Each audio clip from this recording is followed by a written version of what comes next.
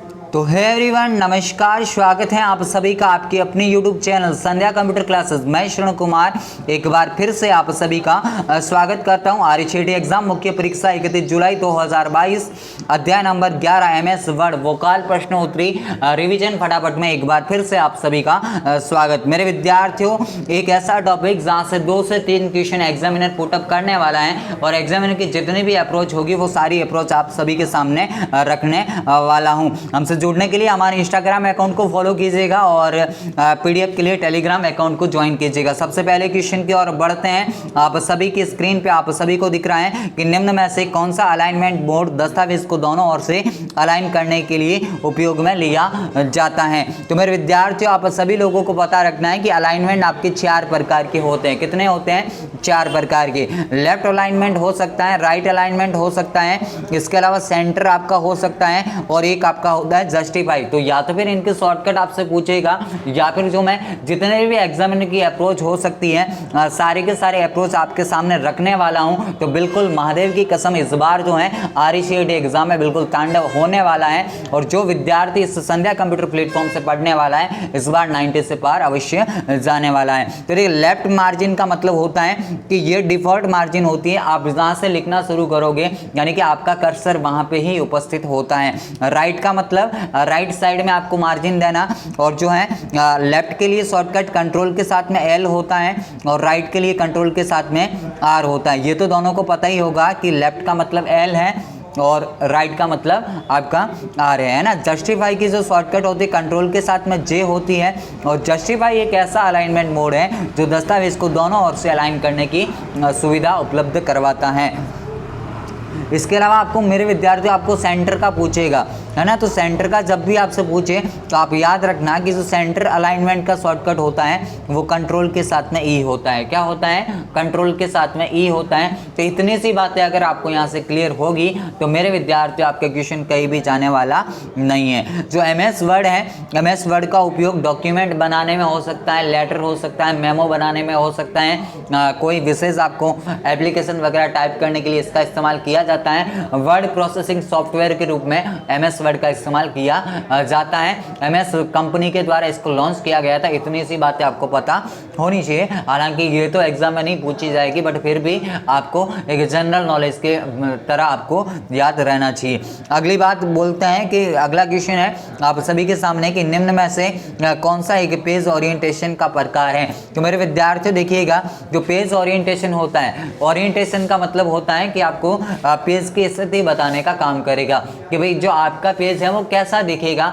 ये आपको जानने के लिए आपको किसका इस्तेमाल करना होगा? ओरिएंटेशन का इस्तेमाल करना होगा।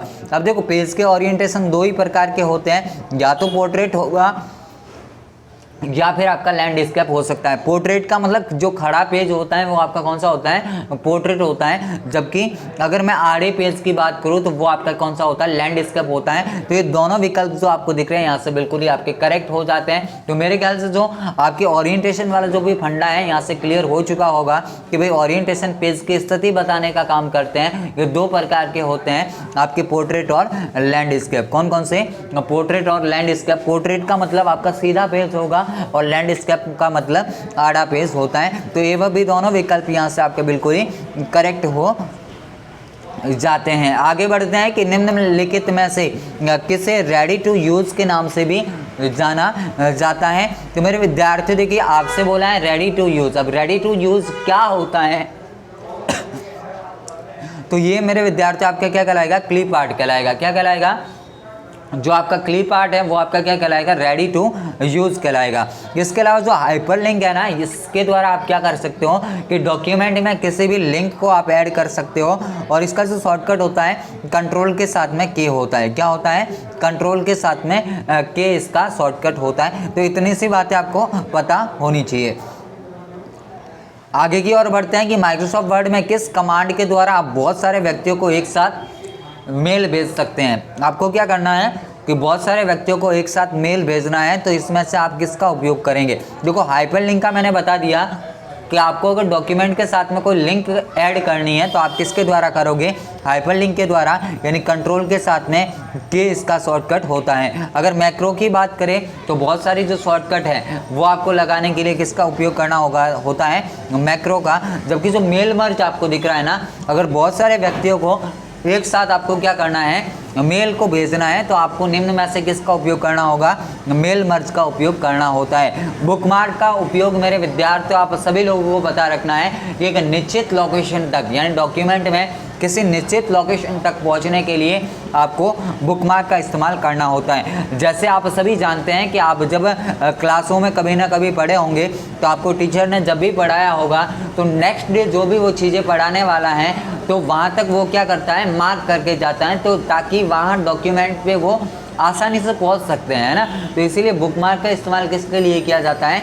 डॉक्यूमेंट में तीव्र तरीके से पहुंचने के लिए बुकमार्क का इस्तेमाल किया जाता है। आगे की ओर बढ़ते हैं और अति महत्वपूर्ण क्वेश्चन आप सभी की स्क्रीन पे आ चुका है आज के इस सेशन का, कि बाईं तरफ की किसी अकेले अक्षर को मिटाने के लिए कौन सी कुंजी का इस्तेमाल किया जाता है। तो मेरे विद्यार्थियों दो क्वेश्चन यहाँ से बनते हैं, या तो फिर आपको बाईं बोलेगा या फिर आपको दाईं बोलेगा। तो ये बाईं और दाईं वाला जो फंडा है एक बिल्कुल माइंड में सेट करने वाला हूँ। अगर सेशन पसंद आए तो सेशन को लाइक जरूर करना और चैनल पे पहली बार है तो चैनल को सब्सक्राइब जरूर करना। अब बाईं तरफ की जब भी बात करें तो मेरे विद्यार्थियों आप सभी को याद रखना है कि मान के चलो कि ये आपके पास में पेज है, यहाँ पे मैंने नाम लिखा है कॉम नाम लिखा है, क्या नाम लिखा है, कॉम नाम लिखा है। कर्सर मेरा यहाँ पे होगा, तो अब मुझे क्या करना है, एक एक अक्षर को मिटाना है। जैसे ही मैं बैक स्पेस को जो है एंटर करूँगा ना, तो क्या होगा, सबसे पहले एम हटेगा, फिर ओ हटेगा, फिर SSC, यानी इस साइड से इस साइड की ओर हटता जाएगा।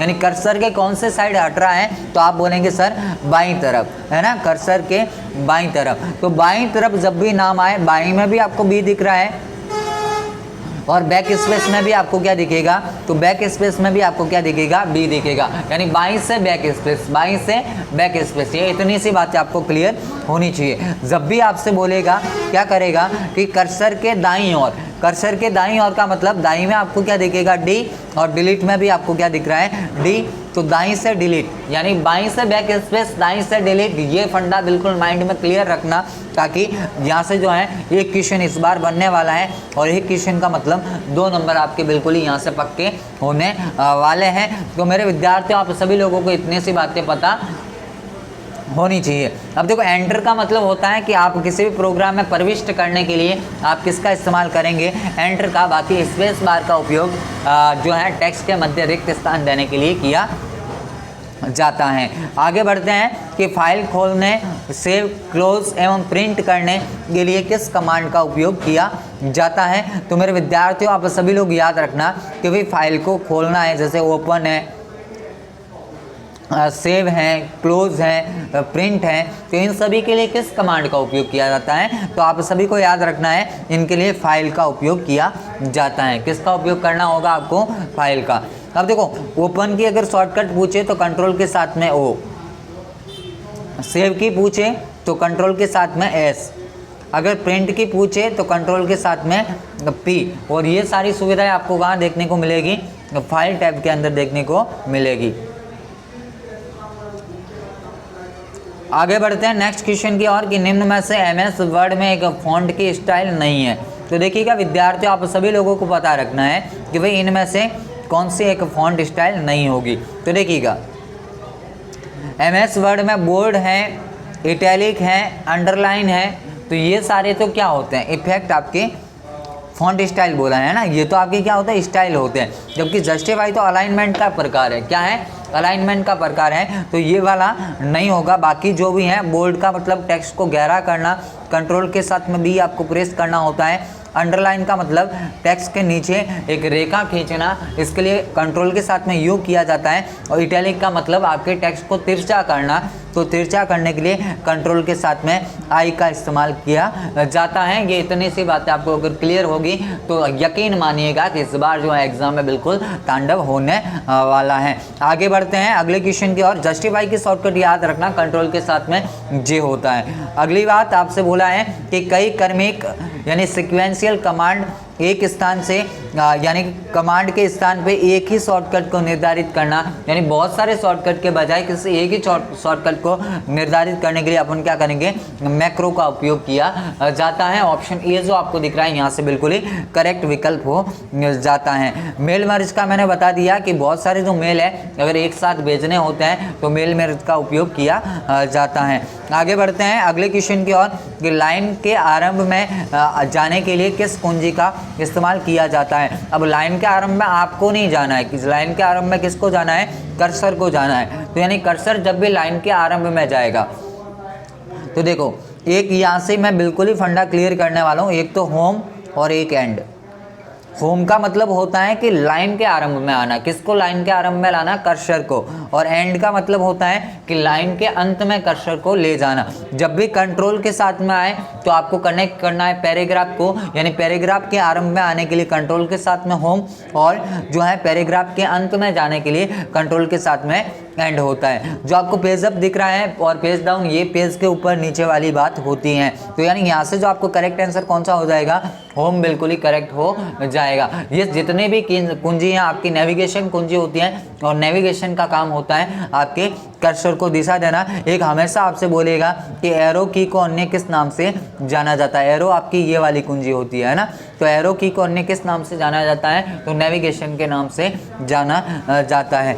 आगे बढ़ते हैं अगले क्वेश्चन की ओर कि फॉन्ट डायलॉग बॉक्स प्रदर्शित करने के लिए किस कुंजी का प्रयोग किया जाता है। तो मेरे विद्यार्थियों अगर आपको क्या करना है, फॉन्ट डायलॉग बॉक्स को ओपन करना है तो आपको कंट्रोल के साथ में डी का इस्तेमाल करना होता है। क्या करना है आपको, कंट्रोल के साथ में डी का इस्तेमाल करोगे तो आपके सामने फॉन्ट डायलॉग बॉक्स ओपन होता है। कंट्रोल प्लस पी जो है आपकी प्रिंट के लिए होती है, और कंट्रोल प्लस एच जो है आपकी जो है रिप्लेस के लिए होती हैं। तो इतनी सी बातें आपको यहाँ से क्लियर होनी चाहिए, ताकि अगर एग्जामिनर क्वेश्चन पुटअप करता है तो आपका क्वेश्चन यहाँ से गलत नहीं होना चाहिए। आगे बात करते हैं नेक्स्ट क्वेश्चन की ओर कि कट व कॉपी करने पर सिलेक्टेड टेक्स्ट कहाँ चले जाते हैं। अब जो कट और कॉपी में सबसे पहले आप सभी को एक माइनर सा अंतर है जो आप सभी को पता होना बहुत ही जरूरी है। जो कट का मतलब होता है कि आपने किसी भी टेक्स्ट को वहाँ से कट कर दिया, रिमूव कर दिया है, फिर आप दूसरी जगह पे पेस्ट करोगे तो ये प्रोसेस तो आपकी क्या कहलाएगी, कट कहलाएगी।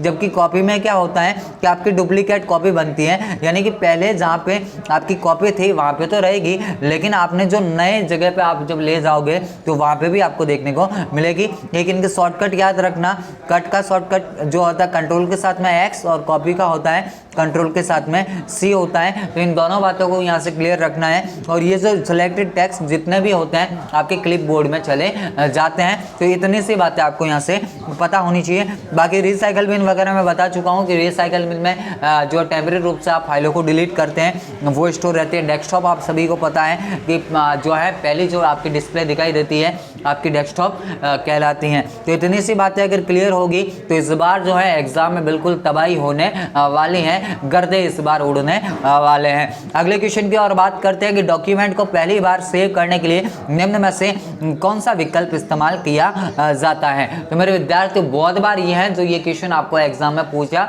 गया है, और पहली बार सेव करने का तो भाई क्या कहलाएगा, आपका सेव ही कहलाएगा। इसका शॉर्टकट कंट्रोल के साथ में एस होता है। जब भी आपसे पूछे ना कि डॉक्यूमेंट का फॉर्मेट बदल के उसको वापस सेव करना, आपका सेव एज कहलाता है। और सेव एज का जो शॉर्टकट होता है F12 होता है। क्या होता है, F12। ये F12 वाला क्वेश्चन बहुत बार एग्जाम में पूछा जाता है। तो इतनी सी बातें जो हैं आपको यहाँ से क्लियर होनी चाहिए। आगे बात करते हैं अगले क्वेश्चन की ओर कि खाली जगह के जरिए आप वर्तमान डॉक्यूमेंट की किसी लोकेशन को दूसरे डॉक्यूमेंट या वेबसाइट से जोड़ते हैं। क्या बोला है आपसे, हाँ जोड़ने की बात की है। तो जोड़ने वाला तो फिर आपकी क्या है, हाइपरलिंक है। मैंने थोड़े टाइम में पहले आपको बोला कि डॉक्यूमेंट के साथ में कोई लिंक आप वगैरह आपको अगर ऐड करना है तो आपको हाइपरलिंक का इस्तेमाल करना होगा। इसका जो शॉर्टकट होता है कंट्रोल के साथ में के होता है। इतनी सी बातें आपको यहाँ से क्लियर होनी चाहिए, ताकि अगर एग्जामिनर की जितनी भी अप्रोच है इस बार आपके सामने धराशायी होने वाली हैं। तो मेरे विद्यार्थियों अगर आप भी करना चाहते हैं आरईसीएट एग्जाम में 90 से पार, तो एकमात्र विकल्प है आपके सामने संध्या कंप्यूटर क्लासेस, जो हर बार विद्यार्थियों की उम्मीदों पे खरा उतरता है। और इस बार भी है जो आपकी उम्मीदों पे खरा उतरने का जिम्मा आपके इस एजुकेटर ने ले रखा है। तो कतई चिंता वाली बात है नहीं। आप एग्जाम पैटर्न वाइज तैयारी कर रहे हैं, आप बिल्कुल कॉन्सेप्ट उनके साथ में तैयारी कर रहे हैं। तो अगले क्वेश्चन की बात करते हैं कि वर्ड में फाइल आपकी क्या कहलाती है। तो देखिए एमएस वर्ड आपका वर्ड प्रोसेसिंग सॉफ्टवेयर होता है जिसको शॉर्टकट तरीके से खोलने के लिए आपको विन वर्ड का इस्तेमाल करना होता है। और जब भी आप जो है इसमें फाइल को बनाओगे तो आपकी फाइल जो होती है डॉक्यूमेंट कहलाती है। क्या कहलाती है? डॉक्यूमेंट कहलाती है। और फाइल का जो डिफॉल्ट नाम होता है ना डॉक्यूमेंट फर्स्ट होता है। क्या होता है? Document first. और उसका एक्सटेंशन आपका डीओसी होता है ना, एक्सटेंशन आपका क्या होगा? डीओसी होता है। ये इतनी सी बातें आपको अगर क्लियर होगी तो आपका क्वेश्चन कहीं भी जाने वाला नहीं है। आगे बात करते हैं कट कमांड के लिए। कट कमांड के इस्तेमाल से डॉक्यूमेंट पर क्या प्रभाव पड़ता है। तो अभी थोड़े टाइम पहले तो मैंने बताया ना कि जो भी आप सिलेक्ट करोगे वो क्या हो जाएगा? रिमूव हो जाएगा। तो ऐसा तो आपको एक ही ऑप्शन दिख रहा है ना कि सिलेक्टेड टेक्स्ट या ग्राफिक्स क्या हो जाते हैं? रिमूव हो जाते हैं। तो ऑप्शन सी जो आपको दिख रहा है यहाँ से आपका बिल्कुल ही करेक्ट आंसर हो जाता है। आगे बात करते हैं कि अपने टेक्स्ट में इंडेंट देने के लिए आप डिक्रीज इंडेंट ग्रुप में पैराग्राफ टैब पर खाली जगह का इस्तेमाल करते हैं। तो मेरे विद्यार्थी यहाँ से जो है इनमें से आपका कौन सा आंसर करेक्ट होगा? आपको बोला है कि आप टेक्स्ट इंडेंट देने के लिए आप डिक्रीज इंडेंट ग्रुप में पैराग्राफ किस टैब पर उपस्थित होता है ना। तो आपका होम जो है यहाँ से बिल्कुल ही करेक्ट हो जाता है। देखो इंक्रीज और डिक्रीज इन दोनों के आपको क्वेश्चन पूछे जा सकते हैं। इंक्रीज का मतलब आपका ए टू जेड होता है और डिक्रीज का मतलब जेड टू ए होता है। ये इतनी सी बातें आपको पता होनी चाहिए, है ना। आगे बढ़ते हैं नेक्स्ट क्वेश्चन की ओर कि माइक्रोसॉफ्ट वर्ड 2010 में निम्न में से कौन सा बाय डिफॉल्ट टैब नहीं होता है। तो मेरे विद्यार्थियों आप सभी को पता रखना है कि बाय डिफॉल्ट तो आपका डिजाइन ही नहीं होता है, बाकी इंसर्ट भी आपको देखने को मिलता है, फाइल भी देखने को मिलता है, होम भी आपको देखने को मिलता है। तो इतनी सी बातें आपको यहाँ से क्लियर होनी चाहिए। अति महत्वपूर्ण क्वेश्चन है, आप सभी के एग्जाम पॉइंट ऑफ व्यू से आपसे पूछा इस बार जा सकता है कि विद्यार्थियों बताएगा कि गटर मार्जिन क्या होती है। ये भी एक मार्जिन का प्रकार है मेरे विद्यार्थियों। और इसमें क्या होता है कि आप जो है पेजेस को बाइंडिंग भाग की ओर से जोड़ा जाता है। तो बाइंडिंग वाला तो आपको एक ही ऑप्शन दिख रहा है कि वह मार्जिन जो प्रिंटिंग के दौरान बाइंडिंग भाग को जोड़ा जाता है आपका गटर मार्जिन कहलाता है। आगे की ओर बढ़ते हैं। अगला क्वेश्चन कि माइक्रोसॉफ्ट वर्ड में आप किसका निर्माण नहीं कर सकते। तो भाई अच्छा क्वेश्चन है। मैंने जब वीडियो को स्टार्ट किया ना तभी मैंने बातें बोली है कि माइक्रोसॉफ्ट वर्ड का इस्तेमाल मेल मर्ज के लिए किया जा सकता है। मेल मर्ज का मतलब एक साथ एक से अधिक व्यक्तियों को मेल भेजना। मेमो बनाने के लिए हो सकता है, टर्म पेपर बनाने के लिए हो सकता है, डॉक्यूमेंट बनाने के लिए हो सकता है, एप्लीकेशन लिखने के लिए हो सकता है, लेटर लिखने के लिए हो सकता है। लेकिन यहाँ पे आप इस बार जो है क्वेश्चन फंसने वाला है कि प्रेजेंटेशन का काम तो कौन करता है? आपका पावर पॉइंट करता है, जो अभी थोड़े टाइम बाद में मैं आपको बताने वाला हूँ। तो ये जो है आपका ऑप्शन बी जो यहाँ से बिल्कुल ही करेक्ट हो जाता है कि लगा दो आग पानी में जवानी इसे कहते हैं। और इस बार जो है आर शेट्टी एग्जाम में 90 से पार फंडा फोड़ तरीके से कर देना, क्योंकि आर शेट्टी की कहानी तो इसे ही कहते हैं। आप जुड़े हैं आर शेट्टी के नंबर 1 और बेहतरीन चैनल के साथ में। अगले क्वेश्चन की बात करते हैं कि आप एमएस वर्ड में किसी भी वर्ण की गांठ टाइप करने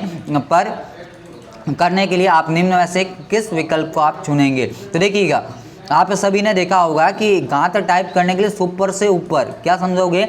सुपर से ऊपर, है ना। तो यानी ऊपर जब भी लिखना है तो सुपर स्क्रिप्ट, अगर नीचे की ओर लिखना है ना तो आप किसका उपयोग करोगे? सब स्क्रिप्ट, है ना। ये दोनों बातें यहाँ से क्लियर रखना, इस बार क्वेश्चन करने की पॉसिबिलिटी बन सकती है।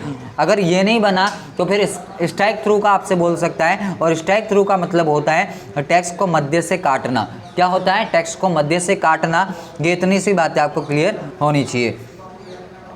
आगे बढ़ते हैं कि हेडर और फुटर को इंसर्ट करने के लिए किस कमांड का उपयोग किया जाता है। तो मेरे विद्यार्थियों हेडर और फुटर जो होते हैं आपके हेडर को मतलब डॉक्यूमेंट के ऊपर की साइड में जोड़ा जाता है और जो फुटर होता है डॉक्यूमेंट के निचले भाग में इसको जोड़ा जाता है। और ये जो है इनको इंसर्ट किया जाता है ना। तो इतनी सी बातें आपको यहाँ से पता होनी चाहिए। आगे की ओर बढ़ते हैं कि डॉक्यूमेंट में किसी निश्चित लोकेशन तक पहुंचने के लिए निम्न में से किस ऑप्शन का इस्तेमाल किया जाता है। तो थोड़े टाइम पहले ही तो मैंने बोला ना कि किसी निश्चित लोकेशन तक अगर आपको पहुंचना है तो बुकमार्क का इस्तेमाल किया जाता है। इतनी सी बातें अगर क्लियर होगी तो इस बार जो है यकीन मानिएगा क्वेश्चन इस बार फंसने वाला है। देखिए काफ़ी टफ टॉपिक होते हैं, एक बार में समझ नहीं आते, लेकिन मेरी संभवत कोशिश ये है कि हर एक विद्यार्थी जो RCET में हाशिए पे बैठा है, जिन्होंने अभी तक कुछ भी नहीं पढ़ा, उन सभी को भी जो है ये क्लासेस समझ में आए और इस बार जो है वो भी RCET एग्जाम में काफ़ी अच्छे परसेंटेज बना सके। मेरे विद्यार्थियों +6 ईयर से भी ऊपर का एक्सपीरियंस है, किस टाइप से आपको क्वेश्चन पूछे जाएंगे ये सारी जिम्मेदारी आपका ये एजुकेटर लेता है। आपका काम बस ये है कि ईमानदारी के साथ में 2 दिन और सेशन को अटेंड कीजिएगा, फिर 31 तारीख के दिन मुझे बोलने की जरूरत नहीं होगी, आप बोलोगे कि सर वाकई में आपके द्वारा कराए गए क्वेश्चन जो है एग्जाम में हूबहू देखने को मिलता है। ज़्यादा टाइम ना लेते हैं, बढ़ते हैं अगले क्वेश्चन की ओर। ये वर्ड व्रेप का अर्थ क्या है? तो यानी वर्ड व्रेप का मतलब होता है कि टेक्स्ट को स्वतः ही अगली लाइन में पहुंचाना। आपका क्या कहलाता है मेरे विद्यार्थियों? वर्ड व्रेप कहलाता है। इतनी सी बातें आपको क्लियर होनी चाहिए। फिर आपको बोला है कि निम्न में से क्या इस्तेमाल कर डॉक्यूमेंट के मोड को पोर्ट्रेट से लैंडस्केप आप कर सकते हैं, है ना। तो देखो पोर्ट्रेट और लैंडस्केप मैंने क्या बोला, पेज के ओरिएंटेशन होते हैं जो आपको पेज की स्थिति बताने का काम करते हैं, और इनको तो अपन कहाँ से करेंगे? पेज सेटअप डायलॉग बॉक्स से ही किया जाता है ना। और ये वाला क्वेश्चन भी काफ़ी इंपॉर्टेंट आपका हो जाता है एग्जाम पॉइंट ऑफ व्यू से। अगली बात करते हैं आपके अगले क्वेश्चन की ओर। अति महत्वपूर्ण क्वेश्चन है, स्टार लगा दीजिएगा इस बार, अगर प्रबल संभावना बनती है तो एक क्वेश्चन इसका भी नाम उसके अंदर होना चाहिए कि प्रिंट करने से पहले एक दस्तावेज कैसा दिखेगा, ये जानने के लिए आपको प्रिंट पूर्वावलोकन, यानी प्रिंट पूर्वावलोकन का मतलब होता है प्रिंट प्रीव्यू का इस्तेमाल किया जाता है। आगे बात करते हैं नेक्स्ट क्वेश्चन की ओर कि वर्ष 2010 में रिबन किसकी एक श्रृंखला होती है? तो मेरे विद्यार्थियों जो आपकी टैब्स की श्रृंखला है ना, वो आपकी रिबन्स कहलाती है। यानी कि होम है, इंसर्ट है, आपका पेज लेआउट है, ये वगैरह वगैरह जो भी आपको दिखते हैं ना, ये आपकी क्या है? टैब्स कहलाते हैं, और इनकी श्रृंखला जो है आपकी रिबन कहलाती है।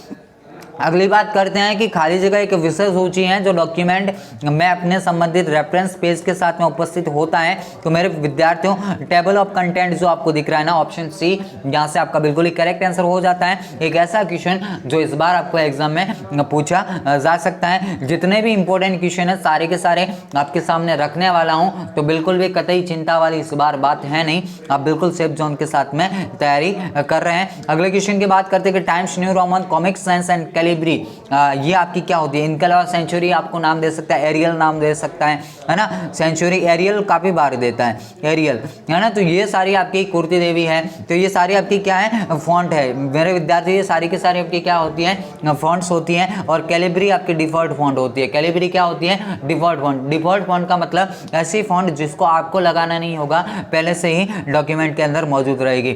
फॉन्ट स्टाइल वगैरह मैंने सारी बातें आपको बता दी है। जो फॉन्ट की साइज होती है ये आपकी जो आपको सभी को पता रखना है। बाकी थोड़ा बहुत प्रैक्टिकल आप सभी ने किया होगा कि एक फाइल जिसमें पूर्व निर्धारित सेटिंग का उपयोग जनरल डॉक्यूमेंट को बनाने के लिए किया जाता है, तो मेरे विद्यार्थियों टेम्पलेट आपका यहाँ से बिल्कुल ही करेक्ट विकल्प हो जाता है। आगे बढ़ते हैं नेक्स्ट क्वेश्चन की ओर कि MS वर्ड में वाटरमार्क का ऑप्शन किस टैब में उपस्थित होता है? तो पेज के संबंधित जितने भी कार्य होंगे ना आपके पेज लेआउट में उपस्थित होंगे। पेज को कलर देना है, बॉर्डर देना है, वाटरमार्क देना है, ये जितने भी काम है आपके किस में उपस्थित रहेंगे? पेज लेआउट के अंदर उपस्थित रहते हैं। अगली बात करते हैं कि स्पेलिंग चेक के लिए, अब वर्ड में अगर आपको स्पेलिंग को चेक करना है तो F7 का इस्तेमाल किया जाता है। F5 आपका पावर पॉइंट में स्पेशल किया जाएगा, यानी स्लाइड शो को स्टार्ट करने के लिए। F2 रीनेम के लिए होता है। F12 आपका सेव एज के लिए होता है। आगे बढ़ते हैं कि व्यू मेन्यू में स्लिप्ड ऑप्शन का क्या कार्य है ना। तो स्लिप्ड ऑप्शन का मतलब होता है कि आपके विंडोज को 2 भागों में बांटना। जो भी आपका विंडो होता है उसको 2 भागों में बांटने के लिए किसका इस्तेमाल किया जाता है? आपके स्लिप्ड ऑप्शन का इस्तेमाल किया जाता है। एक डॉक्यूमेंट को खोलने के लिए क्या बोला आपसे? एक डॉक्यूमेंट को खोलने के लिए निम्न में से किस कुंजी का इस्तेमाल किया जाता है? तो मेरे विद्यार्थियों आप सभी लोगों को पता रखना है कि भाई डॉक्यूमेंट को खोलने के लिए आप क्या करते हो? ओपन करते हो, है ना। क्या करते हो? ओपन करते हो। तो खोलने के लिए आपको किसका इस्तेमाल करना होगा? क्या बोला है? नया डॉक्यूमेंट खोलने के लिए, है ना। तो नया जब भी खोलने की बात आए ना तो आपको क्या करना? ओपन करना है। क्या करना है?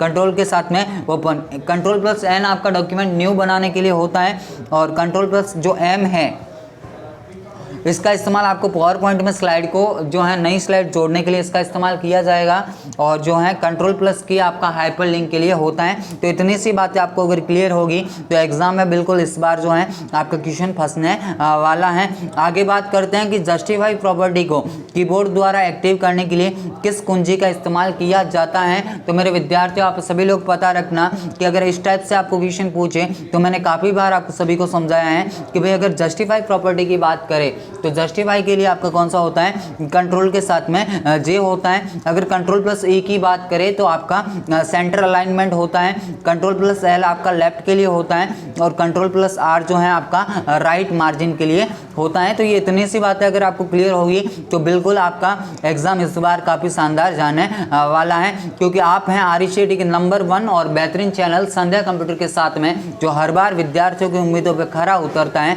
और इस बार भी उतरने की पूरी जिम्मेदारी आपके इस यूट्यूब एजुकेटर ने ले रखी है। तो मेरे विद्यार्थियों, आप सेशन अगर पसंद आए तो सेशन को लाइक जरूर करें, और चैनल पे पहली बार विजिट किया है तो चैनल को सब्सक्राइब जरूर करें। अगले क्वेश्चन की बात करेंगे, निम्न में से किस कुंजी का प्रयोग करने से आप फाइंड एवं रिप्लेस का ऑप्शन आपके सामने खुलता है। तो काफी बार मैंने बता दिया है कि रिप्लेस के लिए आपका कौन सा होगा, कंट्रोल प्लस एच होता है। ओनली अगर फाइंड की बात करें, फाइंड नेक्स्ट वगैरह, तो आपका कौन सा है, कंट्रोल प्लस एफ। एक्स जो है आपका कट के लिए होता है, और कंट्रोल प्लस आर जो आपका है राइट मार्जिन के लिए होता है। आगे बात करते हैं कि फैक्स, अध्वनित या व्यावसायिक लेटर जैसे आम कार्यों के लिए पहले से डिजाइन किया हुआ डॉक्यूमेंट आपका क्या कहलाता है। तो मेरे विद्यार्थियों, आपका ये जो है आपका टेम्पलेट कहलाता है ना, क्या कहलाएगा, टेम्पलेट आपका कहलाता है। इतनी सी बातें आपको क्लियर होनी चाहिए। तो यही थे आज के अपने टॉप मोस्ट 36 क्वेश्चन जो एग्जामिनर की MS वर्ड से संबंधित अप्रोच हो सकती हैं, सारी की सारी आपके सामने मैंने रख दी है।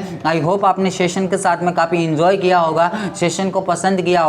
अगर सेशन पसंद आए और हमारी मेहनत पसंद आए तो सेशन को लाइक करें और अधिक से अधिक व्यक्तियों तक शेयर जरूर करें। यानी मेरा उद्देश्य तो यह है कि इस बार RCT एग्जाम 31 जुलाई 2022 के दिन हर एक कैंडिडेट जो एग्जाम में बैठने वाला है उसको यहाँ से काफ़ी बेनिफिट मिलने वाला है। तो मेरे विद्यार्थियों, आप अंत में एक प्यारी सी कमेंट जरूर दें ताकि हमें पता लगे कि सेशन आपको कितना पसंद आ रहा है। अभी के लिए इतना ही, मिलूंगा एक नेक्स्ट सेशन यानी कि MS एक्सेल और पावर पॉइंट के साथ में। तब तक के लिए जय हिंद, वंदे मातरम, जय भारत।